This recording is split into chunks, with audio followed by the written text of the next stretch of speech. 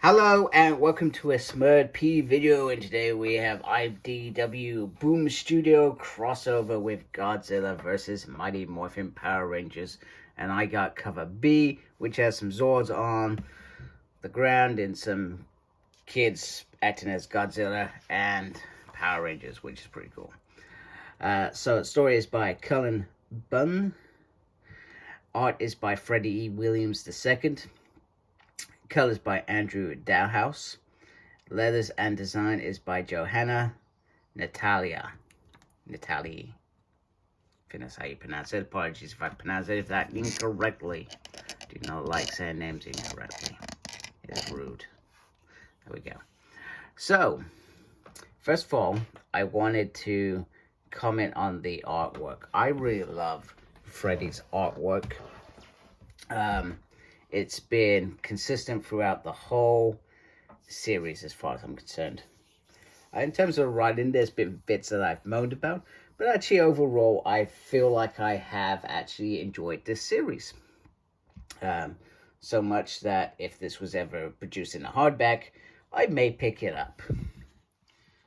So, we have the mighty, I forgot what he's called, three-headed dragon, rip into pieces Rita's monsters. They do not actually stand a chance at this point.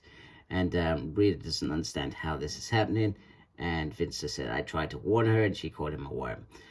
Which is pretty cool because she was sort of like a bully with these guys. I think Goldo was probably the only one that sort of could stand up to her. Not that he ever really did. Probably more in the comics. I think he has had moments in that. And then she wants more resources, which Vince says we've exhausted all.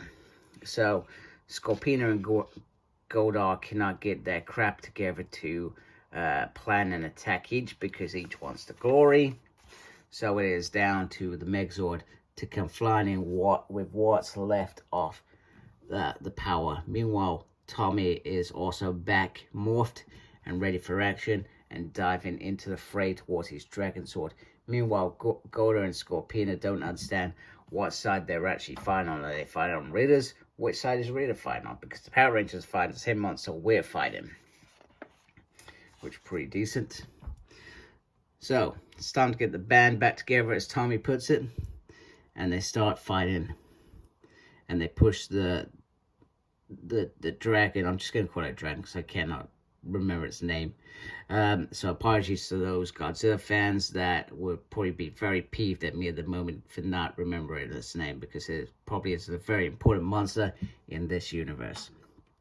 So also I wanted to point out that the Dragon Sword is running very, very fast, whereas in the show it was like a little slow burn, just plodding along, etc. You know, it's like your mate that doesn't care about anything, and you're going somewhere, you're trying to get there quickly, and your mate's like really far behind you. You're saying, come on, let's get moving, or your kids, etc. You know, I do that with my kids. I'm like, come on, we gotta get going, we gotta get this, whatever we're doing, done. So they're ready to finish the fight.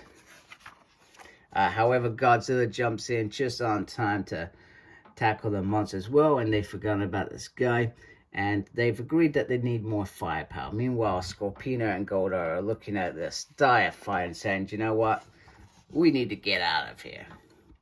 So that is something they do agree on.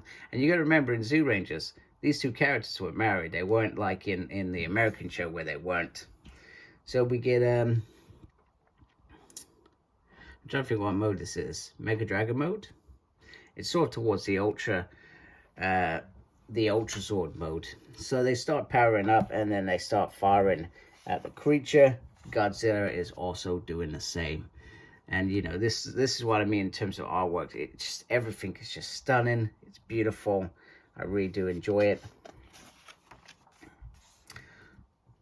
So, with the monster out, destroyed, Godzilla is clearly still mad, and you know, he's a monster. That's what he does. He wants. I don't know whether there's a sense with Godzilla whether he fights to protect the people, or whether he fights to be the best or the strongest.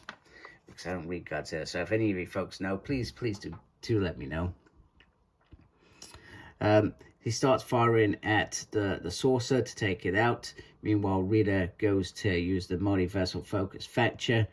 However, that does not appear to work very well, so because it's smashed on the floor, so it's time to get out of there anyway. So they decide it's time to cut and run, so they run. And then it's fight time. Have I missed a page? Apologies.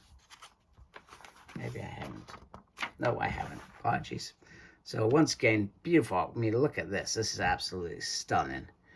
And it's just pure goodness. So the Ranger's like, oh no, Godzilla sees us as threat. We're not friends. You know, we're not cozying up. And that was always the play with this. They were never going to be friends. Godzilla is a different kind of ally. It will ally with you, I guess, if it suits that agenda to defeat something else. And then once that's over, hey, we're back to Feminese. Meanwhile, Zordon reaches out to the Ranger to say, I'm glad you got Tommy. Rita's fled the dimension. And then the Rangers say, do you know what? Billy says, do you know what? Maybe now is a good time to get out of Dodge as well. Bring us home, Zordon. So, that would have been cooler in that first issue when that Megazord shows up. That would have been cooler if... so do you remember when Tommy called the Zord and they're in another dimension, remember, and it just popped up? It would have been cool if Tommy made a call to Zord and, hey, I'm here. Send me the Dragon Zord. That would have made more sense in terms of the story. I think that's what... There's only a couple of moments that I feel that they really...